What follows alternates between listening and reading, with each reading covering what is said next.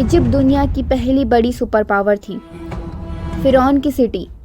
اسی ایجپٹ کے بارے میں آپ صلی اللہ علیہ وسلم نے اپنی وفات سے پہلے کلیئرلی بتا دیا تھا کہ ایک دن تم مسلمان ضرور ایجپٹ فتح کرو گے، لیکن یاد رکھنا جب تم ایجپٹ فتح کرو گے وہاں کے عام لوگ کے ساتھ اچھا برتاؤ کرنا، کیونکہ وہ تمہارے رشتہ دار ہیں۔ آپ صلی اللہ علیہ وسلم کی وفات کے کچھ ہی عرصے بعد مسلمانوں نے حضرت عمر کی لیڈرشپ میں رومن اور پرشین امپائر کو ہرا کر یہ تمام علاقے فتح کر لی۔ لیکن جیسے ہی یہ علاقے فتح ہوئے، اچانک ایک بڑی مشکل آئی۔ ایک خطرناک بیماری ہر طرف پھیل گئی، جس کی وجہ سے مسلمانوں کا جوش رک گیا۔ اس بیماری میں مسلمانوں کے بہت سارے بڑے جنرل شہید ہو گئے۔ اس وجہ سے نئے جنرلز کو موقع ملا لیڈرشپ کا۔ حضرت عمر نے نئے جنرلز کو اپوائنٹ کیا اور آرمی چیف بنایا عمر بن عاص کو۔ ان کے آتے ہی بیماری دھیرے دھیرے ختم ہو گئی۔ جب یہ خبر مدینہ میں حضرت عمر کو ملی تو وہ خود آرمی کو لیڈ کرنے نکل پڑے، لیکن مدینہ چھوڑنے سے پہلے انہوں نے مدینہ اور پورے عرب کا کنٹرول حضرت علی کو دیا، تاکہ اگر سفر میں انہیں کچھ ہو جائے تو حضرت علی خلیفہ بن سکے۔ جب حضرت عمر سیریا پہنچے تو ان کی ملاقات عمر بن انس سے ہوئی۔ عمر بن انس نے ایک نیا پلان دیا، رکنے کی بجائے ہمیں ایک نئے مشن پر نکلنا چاہیے، ایجپٹ کی طرف، کیونکہ ایجپٹ ایک عام جگہ نہیں تھا، ہزاروں سالوں سے دنیا کا سب سے رچ علاقہ رہا ہے۔ قرآن میں بھی ایجپٹ کی طاقت کا ذکر بار بار آیا ہے۔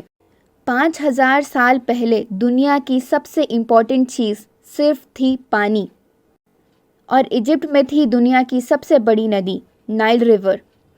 اسی کی وجہ سے دنیا بھر کے لوگ ایجپٹ میں آ کے بسنے لگے۔ پھر یہاں ایک آدمی اٹھا، کنگ نمر، جس نے ایجپٹ کو یونائٹ کر کے دنیا کی پہلی مونکی بنائی۔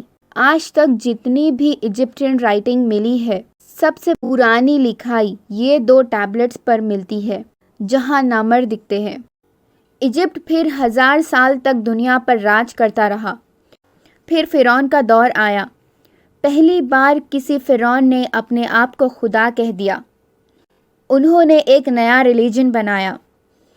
فرعون خدا ہے اور جنت صرف ان لوگوں کے لیے ہے جو فرعون کے غلام ہے۔ ایک نیا کانسیپٹ آیا، ہر فرعون خدا نہیں، صرف وہی خدا ہے جس کا جسم موت کے بعد بھی بالکل سیف رہے۔ اسی وجہ سے ممی بنانے کا کانسیپٹ شروع ہوا۔ فرعون کے جسم سے خون نکال کر دماغ کو ناک کے ذریعے نکالا جاتا، سارے آرگنز نکالے جاتے، مگر دل ایک اسپیشل جار میں رکھا جاتا۔ جسم کو 40 دن تک ایک اسپیشل نمک والے پانی میں رکھا جاتا، پھر اس میں ریت بھرا جاتا، تیل اور شہد لگایا جاتا اور سفید پٹیوں سے لپیٹ کر مہنگے تابوت میں بند کر دیا جاتا۔ تابوت میں سونے کے ساتھ دل بھی دفن کیا جاتا۔ پھر ممیز کے اوپر بڑے بڑے بلڈنگز بنانے لگے۔ یہی تھے پہلے پیرامڈز۔ ہر فرعون چاہتا تھا کہ اس کا پیرامڈ سب سے بڑا ہو۔ پھر خوفو کا پیرامڈ دنیا کی سب سے بڑی بلڈنگ بن گیا۔ 3500 سال تک پیرامڈ کا ریکارڈ بنا رہا۔ پھر لندن کے ایک چرچ نے یہ ریکارڈ توڑ دیا، لیکن چرچ گر گیا اور پھر سے پیرامڈ دنیا کا ٹالسٹ اسٹرکچر بن گیا۔ آج دنیا کی ٹالسٹ بلڈنگ برج خلیفہ ہے، لیکن 12 برج خلیفہ بھی مل کر ایک پیرامڈ سے ہلکا ہے۔ ایک پیرامڈ کے اندر 2000 ٹرکس پارک ہو سکتے ہیں۔ پیرامڈ بنانے میں پیسہ اتنا زیادہ لگتا تھا کہ ایجپٹ کی اکنامی کمزور ہو گئی۔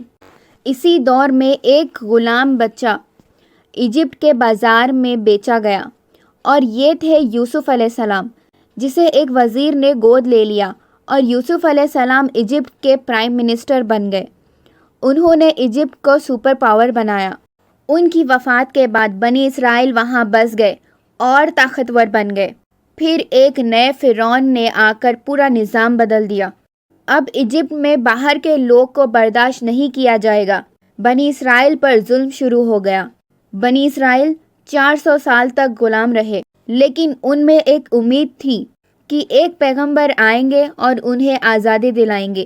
400 سال بعد ایک نجومی نے فرعون کو بتایا ایک بچہ پیدا ہوگا جو تمہارے امپائر کو ختم کر دے گا۔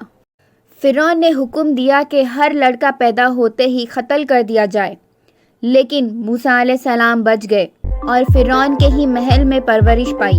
پیغمبر بننے کے بعد موسیٰ علیہ السلام نے ڈیمانڈ کی، میرے لوگوں بنی اسرائیل کو آزاد کرو۔ آخر بہت سارے معجزتوں کے بعد فرعون نے آزادی دی۔ ایک ہی رات میں 6 لاکھ بنی اسرائیل ایجپٹ سے نکل گئے، لیکن فرعون نے واپس اپنا وعدہ توڑ دیا اور اپنی فوج لے کر موسیٰ علیہ السلام کا پیچھا کیا۔ جب وہ قریب پہنچا، اللہ نے موسیٰ علیہ السلام کو بچا لیا اور فرعون اور اس کی فوج کو سمندر میں ڈبا دیا۔ موسیٰ علیہ السلام کا ذکر ایجپٹین رائٹنگز میں نہیں ملتا، مگر بائبل اور قرآن میں ملتا ہے۔ لیکن ہسٹورینز بھی کہتے ہیں فرعون کے بعد ایجپٹ کبھی سپر پاور نہیں بن سکا، یعنی موسیٰ علیہ السلام نے صرف فرعون کو نہیں، ایجپٹ کی 3000 سال پرانی حکومت کو بھی ختم کیا۔